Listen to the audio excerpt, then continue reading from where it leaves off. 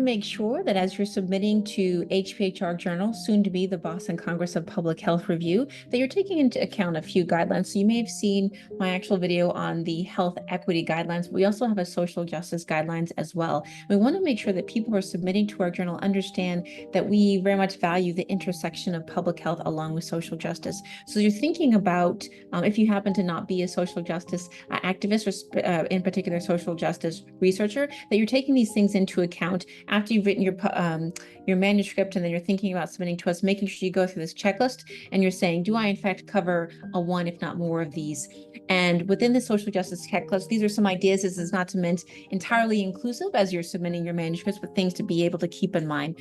So first and foremost, writing about racial and ethnic minorities, individuals of color, African Americans, Hispanic, Native Americans, Asian Americans, Pacific Islanders, and often some of the realities that they may face in terms of discrimination, systemic racism, and other disparities in education, employment, healthcare, and criminal justice. Women and gender minorities, and that could be also LGBTQ individuals, religious and ethnic minorities as well. Different people with disabilities, individuals who may have mental health issues, and then also the populations of very young individuals as well as the geriatric populations. Those issues that face them can also be very much a social justice issue.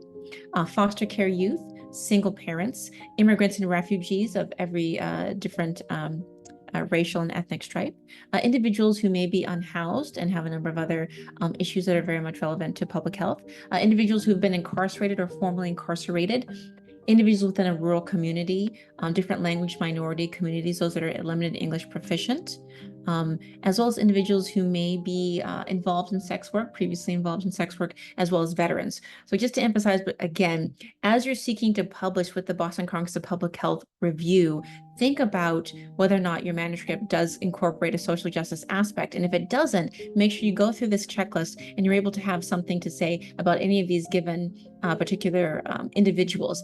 If you happen to develop research that doesn't incorporate those individuals, then you may want to include something about what could be some potential research in the future, policies or practices that might relate to some of these individuals that are within the social justice category as well. And thank you.